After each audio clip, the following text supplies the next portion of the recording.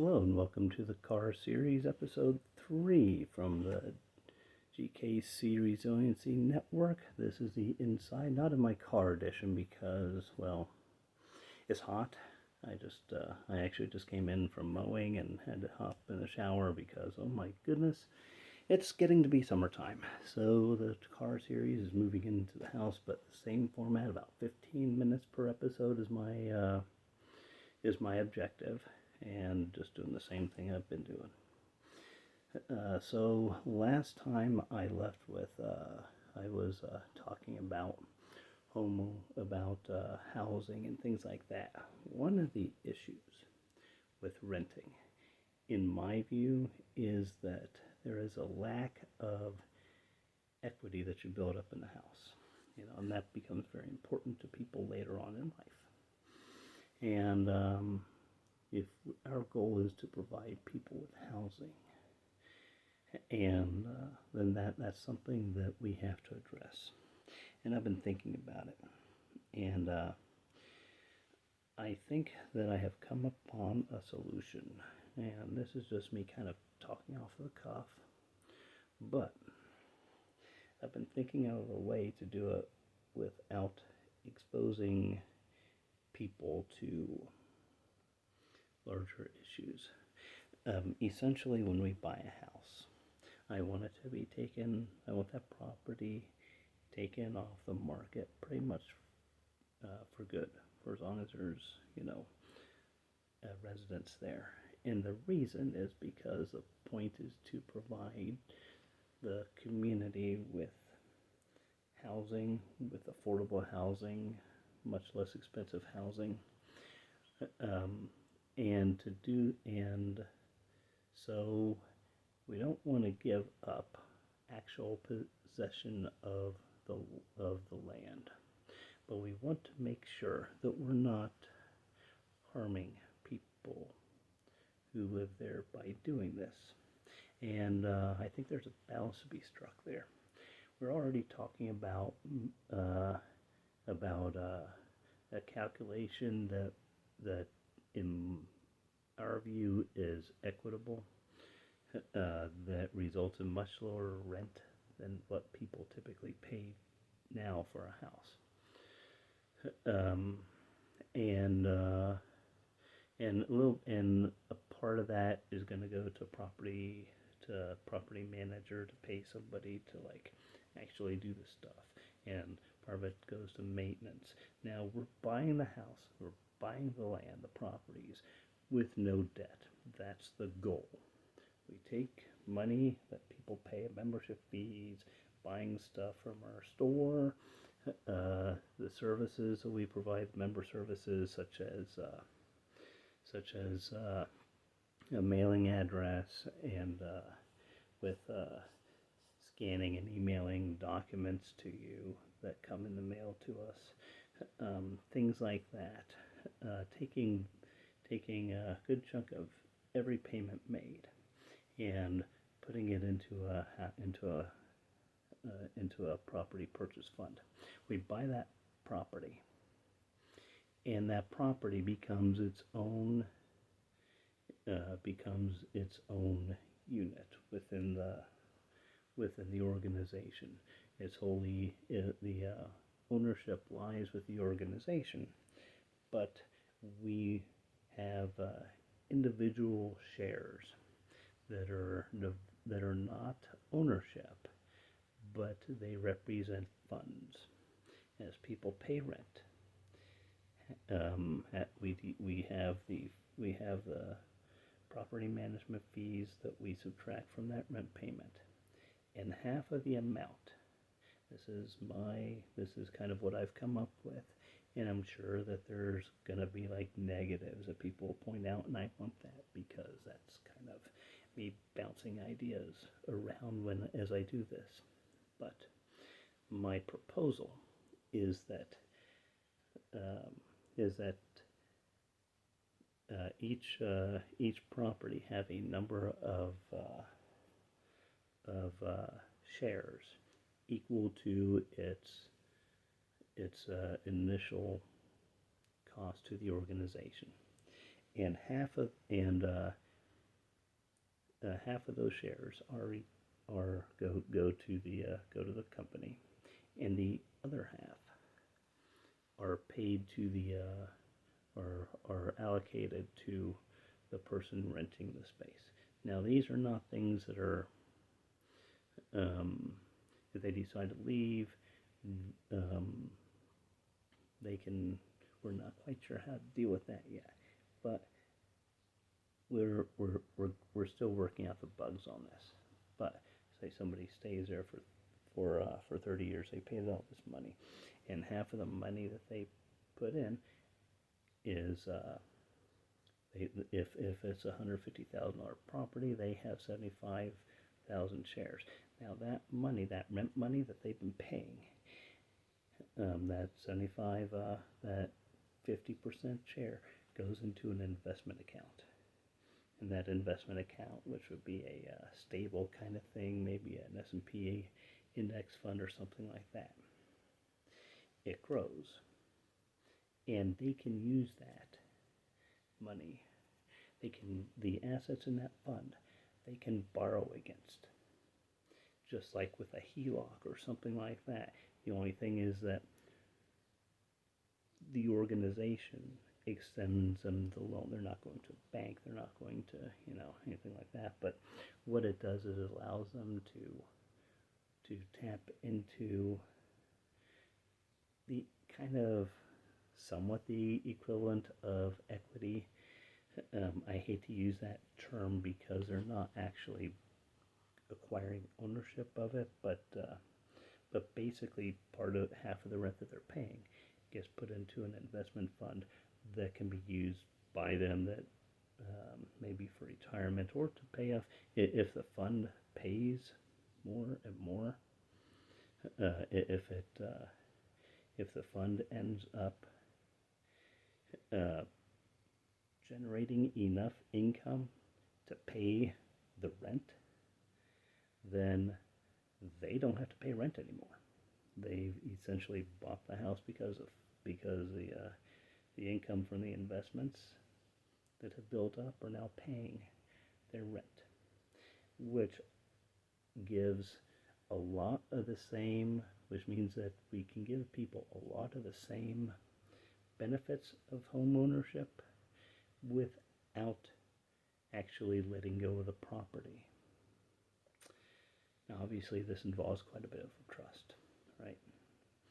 And I'm not sure how you build that trust except by doing it.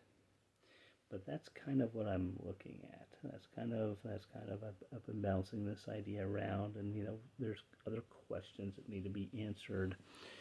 Like, is each house actually its own separate LLC or what?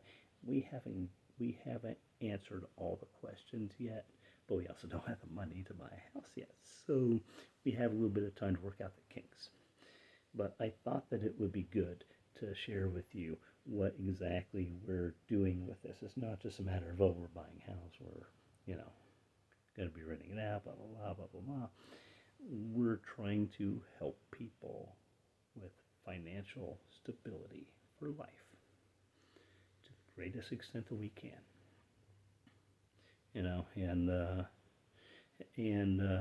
we're going to do this using every tool that we can to leverage the money that this organization brings in to improve the community, to make it more resilient. Now, and this ties into something else, because these houses are not just going to be a place for people to live. I mean, yeah, that's obviously going to be a part of it, but there's going to be also there are going to be points of resiliency for the community. And what that means is that we're going to have backup generators there where if the power goes out in a larger community, people can come and charge up their portable devices, maybe catch some air conditioning, kind of like, and maybe if we have the funds, if we have the financial ability to do this in the long run, provide like satellite internet router that is powered by the generator, so people can keep in touch with their loved ones and stuff in shifts. But also with like some water supplies and and food. There's only a certain amount that you can put into any one place. But part of um, the people who rent will be kind of monitoring this for us, and we will do inspections to make sure that everything is going well. We're going to be very involved in all this stuff, and some of the stuff we're not quite sure. You know, I'm not going to put any numbers to this because my personal goal is to have one of these on every block in the area. That would be awesome. Big dream, right? Obviously, that's not going to happen, but that, realistically, no. But just a few points here and there, so that in the event of widespread disruption, there isn't quite the drain on emergency response from outside. That's the goal. And so when we talk about, we want to buy houses to rent out, it goes deeper than that. And I was going to talk about this 2 episodes in a row, but I didn't like how the other one kind of ended up where it went. I wanted to give people a bigger view into what we're doing. That it's more than just, we're basically doing some kind of subsidized housing kind of thing. I mean, there is that, but it fits into the larger whole resilient community kind of thing, and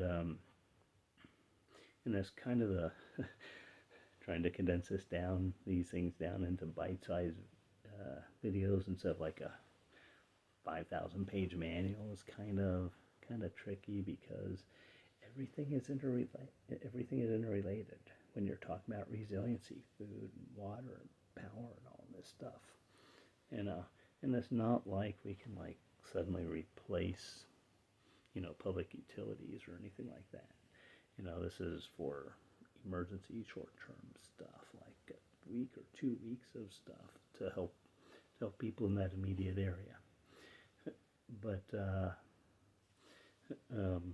and yeah, that means the cost of the properties goes up quite a bit. And by the way, those costs for making it what Ukraine might call a point of invulnerability, I think is the term that they use for places like that. That part of the cost of the property is not put into the rent calculation for whoever rents the property. That's entirely on us. That's entirely on the organization. That's a sunk cost, and that's part of our larger mission. And that's kind of all I have today for you. I hope everybody had a good weekend. We have Memorial Day coming up. I'm not sure if I'm going to be doing one of these next Monday or if I'm going to delay it by a day or two. I'll probably do one later on this week and release it on a time thing on YouTube. Haven't done that before. Kind of seat of the pants kind of thing here. We're still in the startup phase, still trying to figure out exactly how this is going to shake out. But this is a depth to which we're thinking, and we're trying to make this so that ultimately, if things go south for whatever reason, whether logistics or weather or whatever, that we can help cut down on the short-term instability that comes from that. You know, we're part of a metropolitan area, and that comes along with that. You know, we're not one big community. We're a bunch of little communities all intermingled, right? That's kind of how this works. That's how being a metropolitan area works. And but we hope to be a part of your network of communities, and be able to provide a little safety net there for both members and non-members alike. Some things are going to be accessible only by members, such as the properties for rent. And others will be available to everyone, like the mailing address that we can provide and things like that. Members get a discount on those services. I think a member for mailing address is like $25 a month, and for non-members, I think it's like $30 a month, and that's with 5 pieces of mail that we'll scan in for that price, and small charge for additional pieces. But details for that are on our website, gkcinfo.com. Contact me through email. We're trying to get the store hooked up. We're not accepting money through the website right now. In fact, I'm kind of relying on Venmo right now. I already had a business account set up through Venmo, and that's kind of how we're temporarily doing things until all the paperwork stuff is straightened out. But yeah, it's been this is quite a project that we have going on, and it's a little bit crazy, and probably gonna get crazier. But thanks for coming along. You have a wonderful day, and remember, the easiest way to support what we do is to watch and to like and subscribe and leave a nice comment. If you watch this long, might as well do that, because you've already invested 16, 17 minutes of your time already. You have a good week, and thanks again for watching.